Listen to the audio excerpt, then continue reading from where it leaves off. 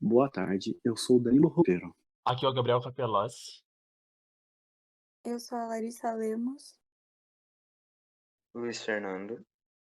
E eu sou o Vitor Santini, e nós vamos apresentar um seminário sobre lançamento de projéteis focado em lançamento horizontal. O lançamento de projéteis na horizontal é um movimento bidimensional. Suas dimensões são o eixo x, onde a velocidade é constante, e o eixo y, onde a aceleração é constante devido à força da gravidade. Na física, um projétil é definido como um objeto qualquer que tem uma velocidade inicial e tem uma trajetória definida pela aceleração da gravidade. Nesse relatório, tivemos o objetivo de analisar um vídeo do lançamento horizontal de uma esfera metálica, encontrando a velocidade inicial e o valor da gravidade da mesma, para posteriormente compararmos com os valores obtidos por cálculos teóricos, obtendo assim os valores os erros de medição. De acordo com Jürgen Friedman, um projétil tem como sua definição na física qualquer corpo lançado com uma velocidade inicial que segue uma trajetória determinada exclusivamente pela aceleração da gravidade. Conforme proposto por Galileu, o movimento de um projétil na superfície da Terra pode ser analisado separadamente, na direção horizontal e na vertical. Desprezando as forças de atrito, torna-se possível considerar que um projétil se move com velocidade constante na horizontal e com aceleração constante na vertical, o que resulta em uma trajetória parabólica. Sendo assim, podemos representá-lo em um plano com coordenadas x e y. Para o eixo x, onde o projeto se movimenta de forma horizontal e de maneira uniforme, utilizamos a primeira equação. Para o eixo y, onde ocorre o movimento uniformemente variado de forma vertical, utilizamos a segunda equação. Para a execução desse relatório, utilizamos um vídeo disponibilizado em aula, onde uma esfera metálica foi solta no topo de um plano inclinado em relação a um plano horizontal. A estrutura do plano inclinado é feita de madeira, com uma régua em sua base para demarcar a trajetória da esfera. O software Tracker foi utilizado para a análise do vídeo. O primeiro passo foi colocar as coordenadas no software, com a origem no centro da esfera, quando ela estivesse no último frame da estrutura. A partir disso, foi utilizado o ponto de massa da esfera para demarcar seu movimento no decorrer do vídeo até ela cair no chão. O software disponibilizou uma tabela com um tempo t, altura x e deslocamento horizontal y. A partir da tabela feita pelo tracker, utilizou-se os dados para criar os gráficos de t em relação a x e t em relação a y no Excel, onde, através da análise dos gráficos, obtivemos as equações das trajetórias. Todos os dados de deslocamento foram calculados em metros e os de tempo em segundos. Com os valores obtidos no tracker, montamos o gráfico no Excel do eixo Y pelo tempo, apresentando um movimento uniformemente variado, tendo uma aceleração constante que é a gravidade. Também podemos perceber que no começo do movimento, logo após a esfera sair da base, ela não possui componente no eixo Y. O movimento vertical descrito pela esfera se dá pela equação de segundo grau do sorvetão, onde descobrimos o valor da gravidade pela equação de espaço do move, junto com a fórmula fornecida após a análise, e a altura h da bolinha sendo de 23,8 centímetros. Já no eixo x pelo tempo, apresenta um movimento uniforme, não possuindo aceleração e tendo uma velocidade constante, com deslocamento total no eixo x de 20,4 centímetros.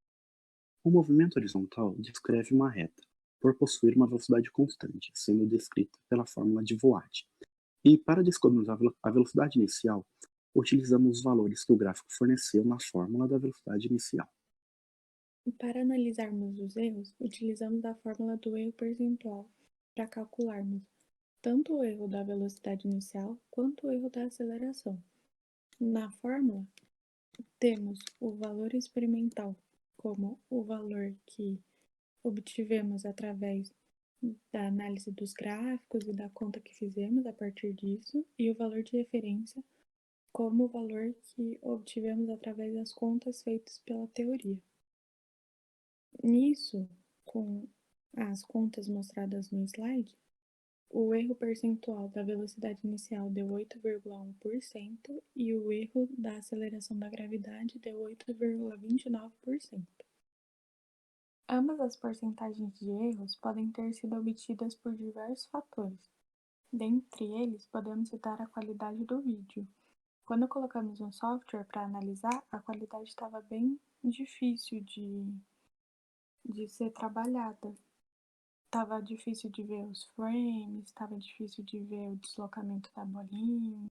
Então, isso dificultou um pouco na hora de obter os pontos de massa da esfera, para a gente ver o deslocamento. Também pode ter tido erros na seleção dos frames, no software tracker, e quando colocamos os dados no Excel, o Excel ele gera uma linha de tendência para ele mostrar a equação do deslocamento. E a linha de tendência ela é aproximada, então isso também pode ter gerado algum erro. E na hora de fazer as contas, por causa de arredondamento, podem ter tido alguns erros também. Por isso que tivemos aí uma média de 8% de erro, tanto na gravidade quanto na velocidade. Devido a esses problemas que eu citei, as porcentagens de erros foram consideráveis. Os erros não foram tão grandes. Então, podemos falar que o experimento bateu com a teoria. A parcialização da análise do vídeo, com o objetivo de determinar a velocidade inicial e a aceleração da gravidade, foram utilizados dois softwares, o software tracker de vídeo e o software Excel, e as fórmulas matemáticas de movimento uniforme e movimento uniformemente variável. Observando os resultados obtidos, é possível concluir que os erros apresentados foram plausíveis devido a três principais erros: a dificuldade de análise do vídeo pela sua resolução, a aproximação nas linhas de tendência e a aproximação de valores na fórmula.